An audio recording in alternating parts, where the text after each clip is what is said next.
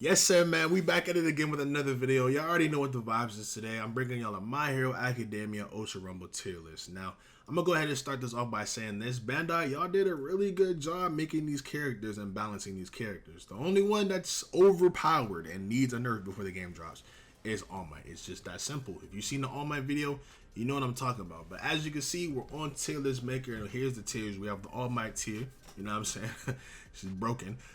We have the S tier, we have A tier, B tier, and C tier. So of course, I'm gonna be ranking these characters off of their abilities because that's literally the core mechanic of the game. Besides it being battle royale, is their abilities. And if any character is an S tier, their whole kit is valid. Any character in A tier, that means they're missing that one ability that could make them an S tier character. And as we go down, that means the other abilities are not that good, or their overall kit is just not that good compared to other characters. So from a meta standpoint, All Might is literally the best character in the game. Not that much to say, not going to stay on them that long. It's just overpowered. It's just that simple. Sue, she's one of the best characters within the game. All of her kit is just insane. She has two damaging moves. Her third ability literally makes her invisible, and I think at level 9 it's like 180 seconds, and that's actually insane. And especially within a battle royale, you literally can knock somebody, put Sue's invisibility on, run off somewhere, you can heal up, put shield on, and you can literally just sit there and watch that body on the ground, and they'll be like, okay, this is free revive, you can come get me. And as soon as the other teammate goes in their revive animation, you can pull up as Sue and knock them as well. Sue does so much, and that's not even one of her best techs. She has this other hidden, I guess you could say it's like a fourth ability, but she uses her tongue to fly across the map, and basically Spider-Man, you can just not keep up with her, and she can just schmoove everywhere. Like, it's actually insane. Sue, she's definitely a nasty character. Now, I'm gonna be honest, this might be a controversial take, but I'm easily putting Toga in S tier. I would love to put her in her own tier alone because Toga herself offers something so unique to this game, and especially with her quirk, we all know she can literally just copy other people's quirks. Like, it's actually insane. And in this game, she literally has access to the entire roster. And that's what me, in my own opinion, makes her a super top tier character, because like Toga, she has her own kit, and when you steal somebody else's quirk, you have their kit as well. And there's been plenty of times when I was playing as Toga, I would literally prioritize an All Might, and I literally just would turn it into an All Might, and that would just carry me through that fight. And not even just that specifically. You can literally just be any character. I can be Sue, I can be Deku, I can be Compressed. Like, there's just so many options with Toga. That's why I'm saying her alone, she's literally every character in the game. So that's why I have her at S tier. But I'm sure if you disagree, I'm sure a lot of y'all would probably put Toga down in A tier. But I got to put her in S tier alone just off of her being able to be every character in the game. Now, this might be another hot take, and I wanted to get these hot takes out early because the rest of these, you know what I'm saying, they're going to be pretty valid takes. Deku, in my opinion, I'm going to put him in B tier. Now, the reason I got him down this low is because, one, Deku's a tank character. Nothing wrong with being tank character, but All Might's also a tank character. So he's already in the shadow of the best character in the game within the same class as him. And then on top of that, literally you only can have, well, you can have multiple tanks in one team, but like, why would you want to do that, right? You can literally just play All Might as a tank. Deku, his passive allows him to put one of your teammates on the back and revive them. All Might literally does the same thing for free. That's not his passive. He literally can just put a teammate on his back and revive them. Deku has a projectile. His projectile is not that good, but compared to All Might's projectile is literally so much better than Deku's. They just punch the air and turn it into a projectile. Deku has a movement ability with Black Whip. All Might has a movement ability within his passive. So you can see where I'm going with Deku. In terms of his character within this game, he literally offers nothing unique to the gameplay. You literally just like, why would you want to play as Deku when you can just play as All Might? If All Might was not in this game, easily I'm putting Deku in S tier, right?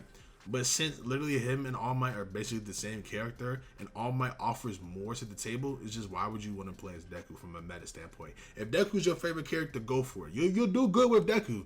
But like from a meta standpoint, you know what I'm saying, All Might just shits on Deku. It's not even close.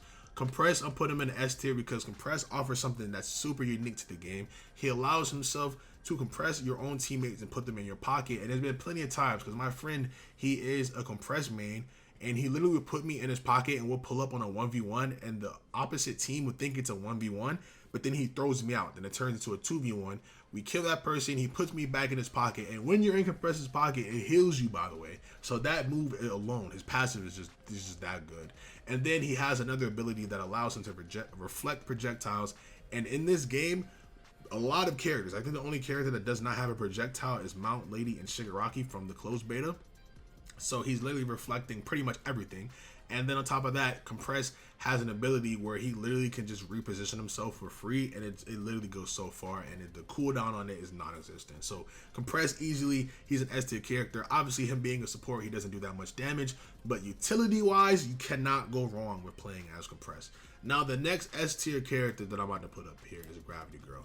Now, I know a lot of people from other friends that I talk to, they will put Gravity Girl in A tier, but me personally, I feel like she can fit within both. The thing about Gravity Girl is she's super technical. She is the most technical character within the game. You have to be on your P's and Q's when playing as Gravity Girl. So I would say the average Gravity Girl player is an A tier player, but if you're on your P's and Q's and you know what you're doing, she's insane. All of her quirks do so much damage, and she literally has the same movement ability as Sue, where she can throw out a grapple and just literally fly across the map instantly. Like, it's insane, and the cooldown on that is just non-existent. Gravity Girl, if you on your P's and Q's with her, easily an S tier character.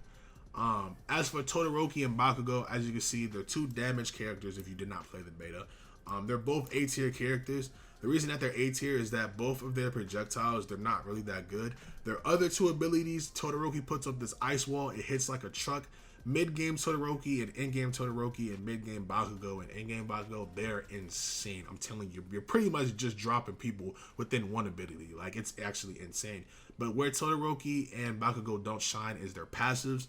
Bakugou's passive, it doesn't really offer much. It's a movement ability, but it's not on the same level as Gravity Girl and Sue that can constantly spam it.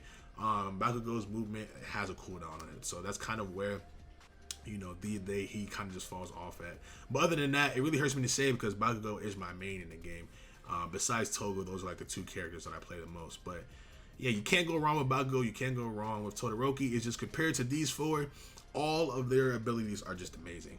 Cemetos, I would put him in S tier if Compress was not in the game, but of course Compress is in the game. Cemetos, he heals and revives, and he puts down these cement walls that literally you can just throw on your teammate, and you can put a wall up on them, and you can revive them instantly. It's actually really good. Cemetos is really good, but in terms of meta, if you want to play a support character, then of course Compress is just a million times better. But if you want to play who you want to play, Cemetos is not a bad option. Dobby is the same way. He's a technical character just like Gravity Girl.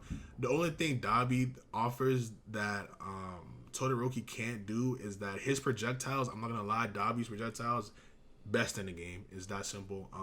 Dobby's a fire trap is really not that good because you literally only use it whenever somebody's on the ground knocked, but it's like if they're knocked on the ground, you just gotta hit square, or in terms for PlayStation players, you just gotta hit square a few times and they're down. So like a whole ability that's literally just only used to kill out people that's knocked on the ground, and it's really not good in any other place.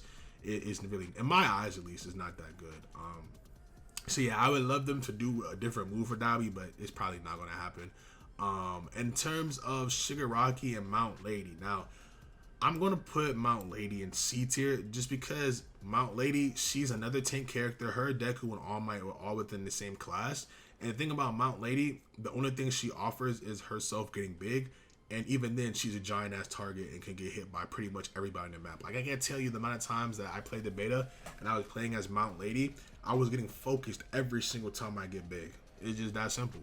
Her other abilities, they don't really do much.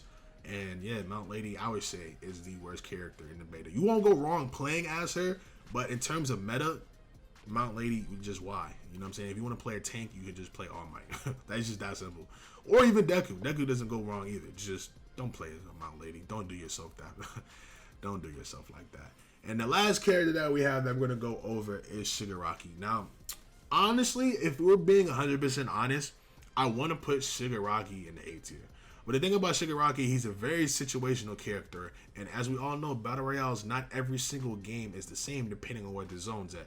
Shigaraki, he can eat. If you play within the city, right? If you play within, I think it's called the fire zone or water zone with the buildings, and the I think it's the dirt area. I forgot the name of the dirt area, but Shigaraki, he can break buildings and bring those buildings down, because a lot of people in this game, they like to hide, and Shigaraki, he can easily make people come out. But the thing about it is, depending on where the circle is, Shigaraki won't be as potent as everybody else. So I would say in terms of ease of use, Shigaraki is an A tier character, but depending on the circle, he can be a B tier character. So let's just put him in front of Deku, and let's just say he has the potential to be an A tier character. But in terms of just general play, I'll put him in B tier. But that's pretty much going to be the end of this one. If you did enjoy, you know what I'm saying, go down there, hit the thumbs up button for your boy. Other than that, I will bring y'all some more My Hero videos. And of course, I will catch y'all in the next video.